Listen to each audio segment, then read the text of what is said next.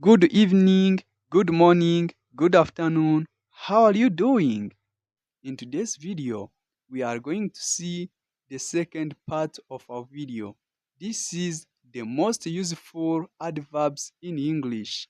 Uyu munsi wa none tugiye kureba igice cya kabiri cya video yacu turi kwiga ama adverbs. Uyu munsi tugiye kureba eventually, suddenly, weekly, monthly ndetse n'izindi zitandukanye.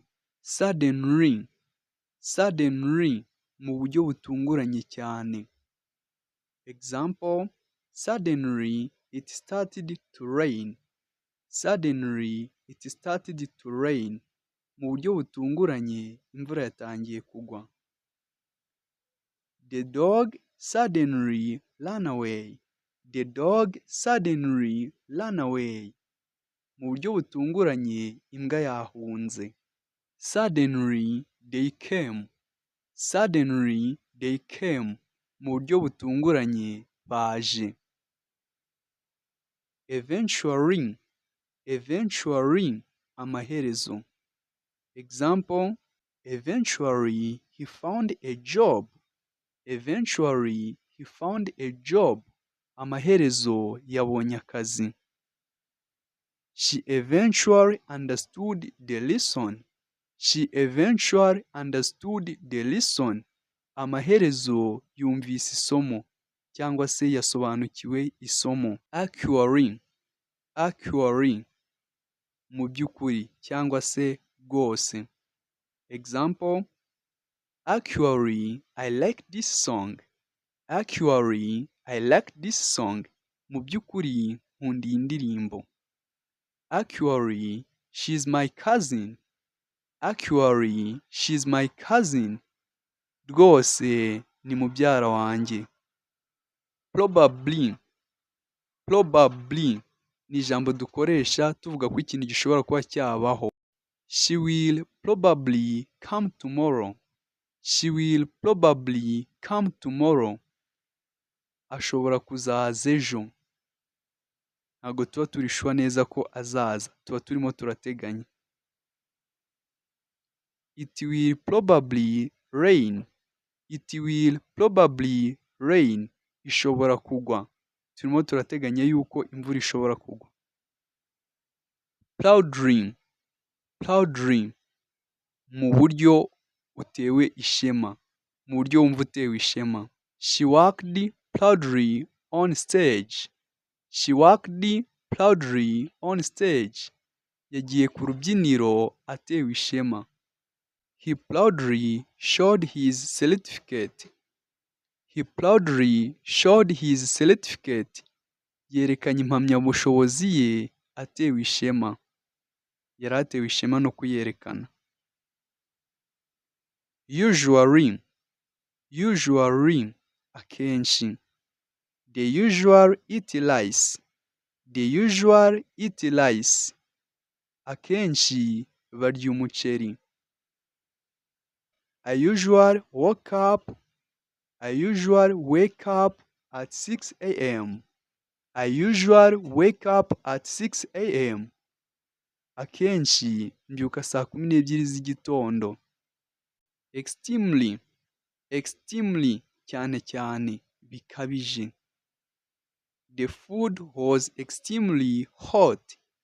The food was extremely hot. Ibiryo byari bishushe cyane bikabije. She is extremely tired. She is extremely tired. Arananiwe cyane bikabije. Quietly bucece cyangwa se buhoro cyane. She entered the room quietly. She entered the room quietly. Yinjiye mu cyumba bucece cyangwa se buhoro buhoro, bwombo. Yinjiye mu cyumba yububa.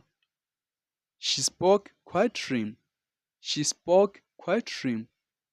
Yavuze atuje. Yavuze buhoro buhoro cyangwa se yavuze bucece. Loudly ni ijwi riranguruye. He speaks loudly.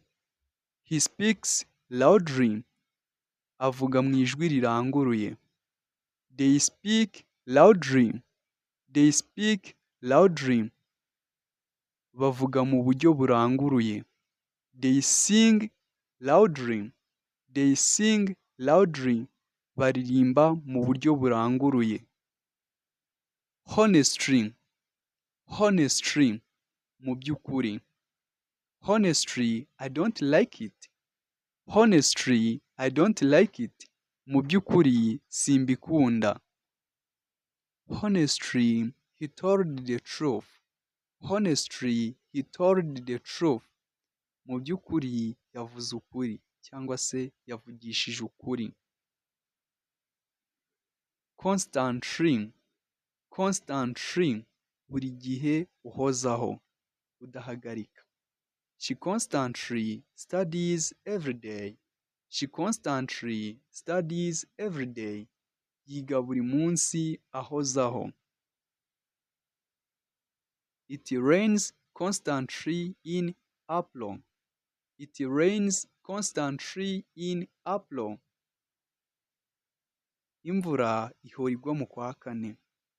Imvura ihora igwa muri Mata. Weekly. Weekly. Buri cyumweru. Example, we meet weekly. We meet weekly. Duhura buri cyumweru. She goes to church weekly. She goes to church weekly. Ajya ku rusengero buri cyumweru. They pay me weekly. They pay me weekly. Banyishyura buri cyumweru. Monthly. Monthly. Buri kwezi. I pay rent monthly. I pay rent monthly. Nishyura ubukode bw'inzu buri kwezi. They visit us monthly. They visit us monthly. Badusura buri kwezi. I go home monthly. I go home monthly. Njya mu rugo buri kwezi. Annually. Annually. Buri mwaka. We celebrate that day annually. Twizihiza uriya munsi buri mwaka. The school make exams annually. The school make exam annually. Ishuri rikora ibizamini buri mwaka. Canada annually. I visit Canada annually. Buri mwaka nsura Canada cyangwa se nsura Canada buri mwaka. All the time. Igihe cyose. He talks all the time. Ahora avuga. I feel tired all the time. I feel tired all the time. Numva naniwe igihe cyose. Once in a while. Once in a while. Once in a while. Rimwe na rimwe. I visit my family once in a while. I visit my family once in a while. Once in a while. Nsura umuryango wanjye rimwe na rimwe. Nsura umuryango wanjye rimwe na rimwe. She cooks once in a while. She cooks once in a while. Ateka rimwe na rimwe. I watch TV once in a while. I watch TV once in a while. I watch TV once in a while. Ndeba televiziyo rimwe na rimwe. She visits her grandma once in a while. She visits her grandma once in a while. From time to time. From time to time. Rimwe na rimwe. Ijambo ni nka once in a while. Cyangwa se sometimes. We eat meat from time to time. Turya inyama rimwe na rimwe. Most of time. Most of the time. Most of the time. Akenshi. Iri jambo naryo ni nka Usually. Akenshi. I stay home most of the time. I stay home most of the time. Nguma mu rugo akenshi. He is quiet most of the time. He is quiet most of the time. Akenshi aba atuje cyangwa se aba acecetse.